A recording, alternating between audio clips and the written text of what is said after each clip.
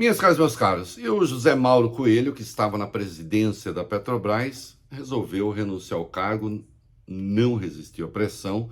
Tanto o governo federal como Arthur Lira, presidente da Câmara, prometeram, como se diz, ir para o pau, né? Nós comentamos aqui o texto absurdo, objeto, escrito por Lira na Folha de São Paulo, dizendo que ele queria investigar até os familiares dos diretores da Petrobras.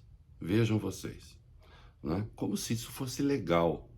Razão porque eu apelidei de Tirano Lira Rex. Porque, de fato, ele é hoje uma espécie de rei do Brasil, né?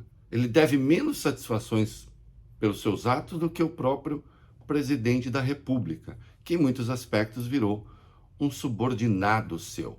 Indisciplinado, mas um subordinado seu. Muito bem, há um interino no cargo, vai ficar aí uma semana, um pouco mais, e depois o governo pretende nomear Caio Paz de Andrade, um homem de Paulo Guedes.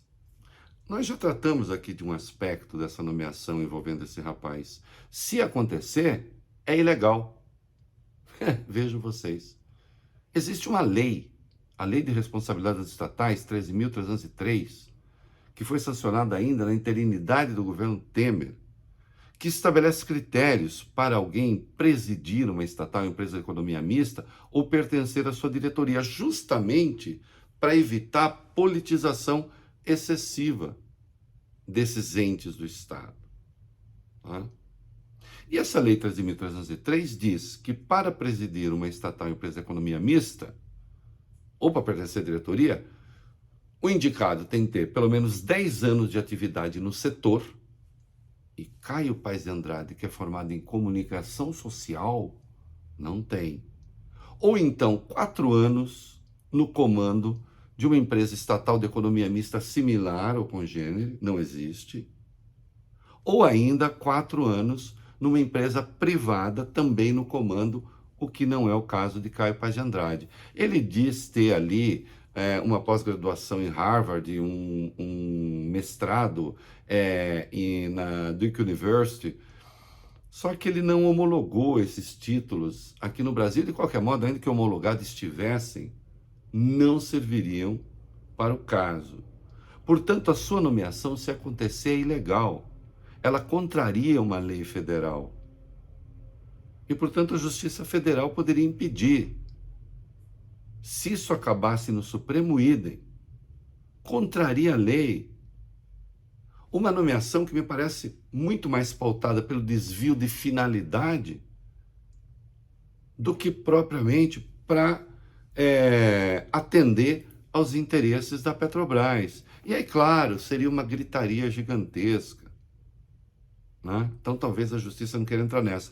Mas atento a isso, Arthur Lira, o Tirano Lira Rex, agora quer uma medida provisória para alterar as leis que dizem respeito às estatais, porque, segundo ele, elas estão muito autônomas. E esse é o governo que se diz privatista. A Petrobras foi incluída entre as empresas com interesses para a privatização no futuro. Vejam vocês, o próprio Lira se diz favorável à privatização. E agora ele tenta subordinar, botar debaixo do tacão as estatais e as empresas de economia mista, por intermédio de uma medida provisória. E não, Bolsonaro ainda não desistiu da CPI. Ele quer ter um bate-pau do Lira, tentando colher assinatura para ela, colhendo assinatura para ela. Não? E por que Bolsonaro faz tanta questão? Porque ele quer se livrar da responsabilidade.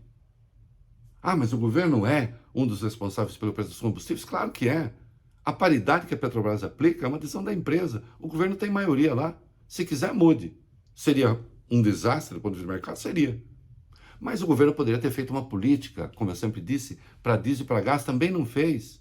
E agora o Bolsonaro quer o quê? Ele quer culpar os outros. Ele quer uma CPI para poder culpar ex-diretores da Petrobras, para poder culpar os governadores, em plena campanha eleitoral. É uma vergonha isso.